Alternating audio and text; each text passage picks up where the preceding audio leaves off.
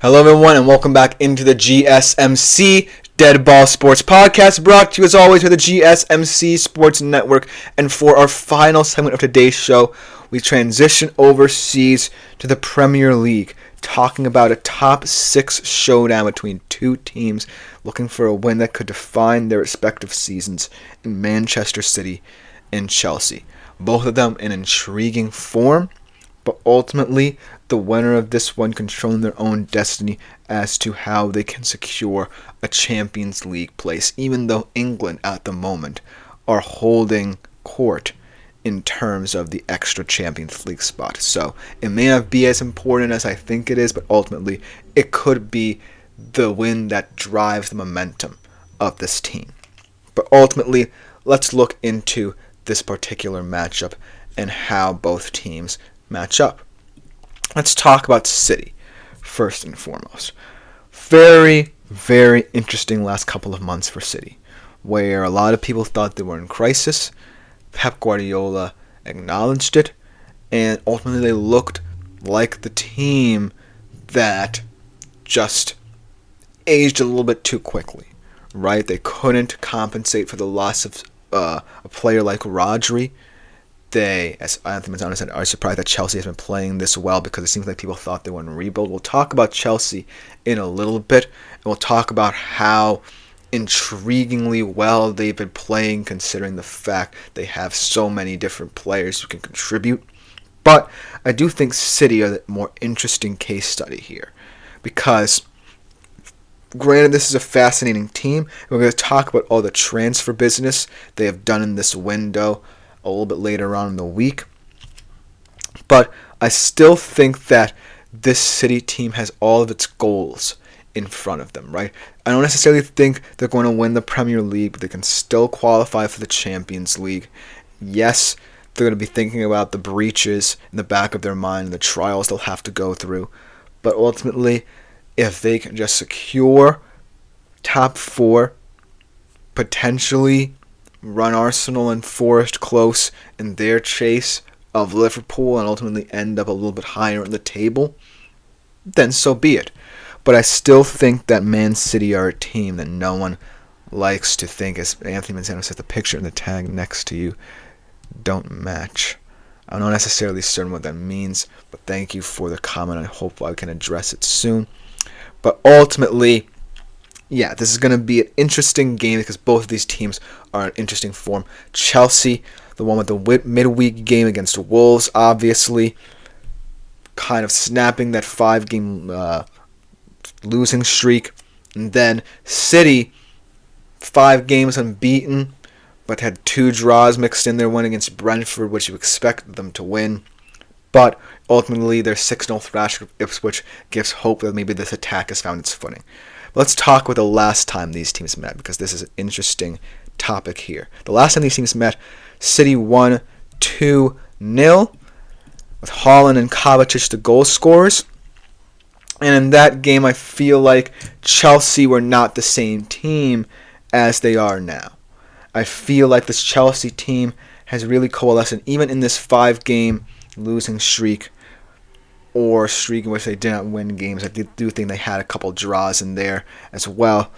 They still are finding ways to compete with the bloated roster they have.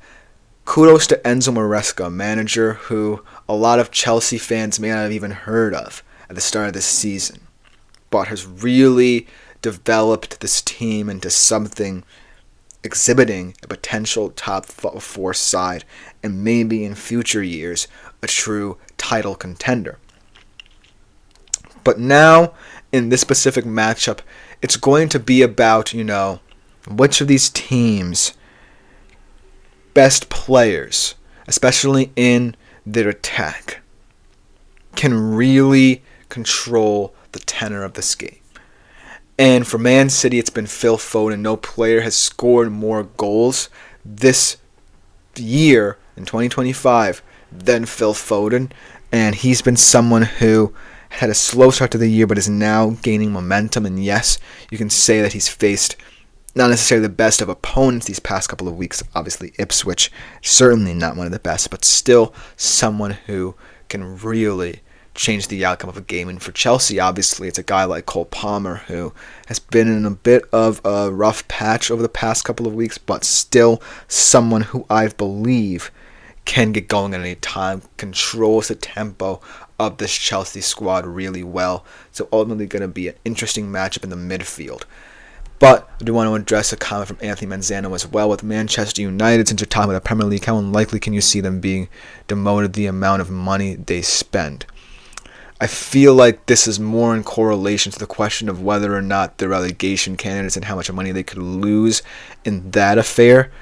But ultimately, I'm not necessarily too worried about, their payroll, even though Ineos hasn't necessarily shown the initiative to change their worldview compared to the Glazers, at least not from what we've seen. But ultimately, if you're talking about Man United as being in a serious relegation race, I'm not ready to worry just yet. They just need to spend the money they have more wisely and diagnose how they want to build this team. Because if you want to develop young players, that's all fine and dandy. But if you do want to compete now in the Premier League, you're not going to do it as now I understand what you were saying, my friend, and I will change accordingly. Thank you for that update, Anthony Manzano.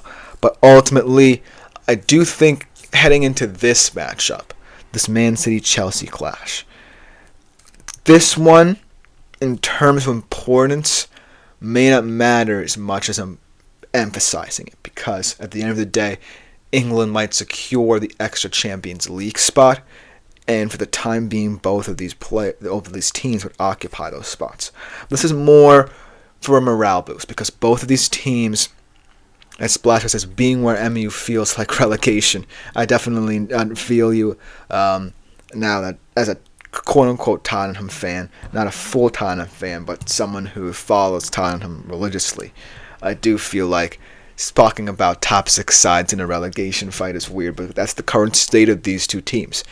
They don't spend their money wisely. They don't necessarily make the best transfer decisions, and ultimately I don't think their ownership are focused on running football clubs like they should be, which is about play on the field. They're running them more of their own businesses. And so that's my concern with clubs like Man United and Spurs. But speaking about clubs who I initially thought were being run like a business, but now trying to bear fruit on the field, Chelsea, if they win this matchup, I do feel like have a foundation where you start to think of them as legit contenders for the future, not necessarily for now because they might just be out of the title race, but certainly building the foundation needed to consistently stay in this top four.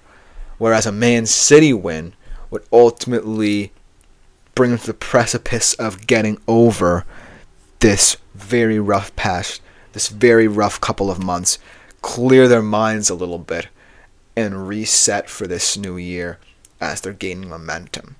So that's what I think this game will establish. Which of these teams in the top six are going to be thinking a bit more positively after the weekend? And so that's what I think will be the ultimate goal heading into this one for both of these teams. As another comment comes in from Anthony Manzano, I think Manchester United has changed their philosophy. They might be used as a filter for Chelsea, Arsenal, and Manchester City to develop their young players on loan. And I hear you, because that's certainly what seems to be happening now. Garnacho is already being put up on the table for potential signing from Napoli. Rashford could be out, as Anthony Manzano says, whereas Arsenal in the top six, they are second right now, tied with Nottingham Forest, above them on goal difference. And we can talk about them as well in terms of their push for top spot or Premier League titles. But ultimately, I feel like, the way the top six is now viewed, it's really a crapshoot as to who's getting momentum. Right now, it's Liverpool, and Arsenal feel like a little step below the elites of the top six, like the Liverpools and Cities of the world we've seen in previous title races with them. But I do feel like the landscape of the Premier League's Big Six is now changing. And these two teams can certainly define it as well. Because if Man City, as Anthony Mazzano said, has shocked you that Nottingham is tied for second. No one expected them to be that good during the preseason, correct? I feel like I'm a little bit shocked, but considering as to how, if you have a solid back line in the Premier League, and you have a coach in Nuno who has been through the ringer in the Premier League before, understands what it takes to eke out results in the Premier League, then a team like Forest might not be as shocking to see in the top half. We're seeing teams like Bournemouth, Fulham now get into the top half with imposing back lines. So like I said again, the top six is ever changing. But I guess to conclude perfectly based off your comments, Anthony, looking at this game, this might not even be, say, an important game in the title race for the next couple of years as well. If I begin to talk about games like Man City and Chelsea and games that involve Arsenal or Liverpool in the future, they might not bear as much weight as games involving teams like Bournemouth and Nottingham Forest who are actually playing for something, playing for more than Big Six supremacy, so to speak. Which is interesting because Man City and Chelsea are both at points where they can take advantage of the slip-ups of some of these lower-tier teams like Bournemouths, like Fulhams, like Brightons of the world, and say we're still the top 4, top 6 sides in the Premier League. But right now, I'm not certain because both of these teams are in rough patches. Chelsea kind of got out of theirs in week. City had the Ipswich treatment where you get immediate morale boost beating them. But this game has to be taken seriously by both of them because neither one of them wants to lose and have to go into the weekend thinking, okay, now we're going to have to really push on in the last stages of the campaign. But we'll see. As Anthony Mazzano said, that's the way we look at it. Usually Nottingham and Bournemouth are usually playing to avoid relegation to compete for a championship. Well, that might be the landscape we're looking at now, my friend, because, like I said, if you have tactical managers who understand what it takes in the Premier League, the Iraolas, the Nunos of the world, potentially a guy like Marco Silva, then you can compete in this league because of the tenor of the Big Six right now. Yes, Liverpool and Man City and Chelsea and Arsenal are all there and thereabouts, but now you're seeing the Spurs and Man Uniteds of the world fall in the table. And right now, forgive me for saying this, but we're forgetting about the 115 breaches for Man City. We're forgetting about the chaos that happened before Enzo Maresca's arrival at Chelsea. We're forgetting about, all the rumors about Liverpool, as absurd as they seem. We're forgetting about Arsenal's failure to compensate for depth in the transfer window.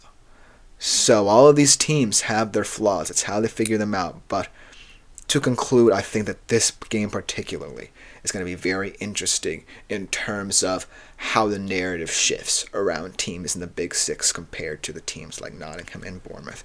But that will just about do it for today's show. Thank you for tuning in to the GSMC Dead Ball Sports Podcast, brought to you, as always, by the GSMC Sports Network. I've been Christopher Shepard. Thank you for tuning in. We'll be back here tomorrow, as always, at 3:30 Eastern Time. Other than that, like, follow, and subscribe. Use the super chat, super things, and super stickers features as well to contribute and interact with the show. But other than that, I am out for today.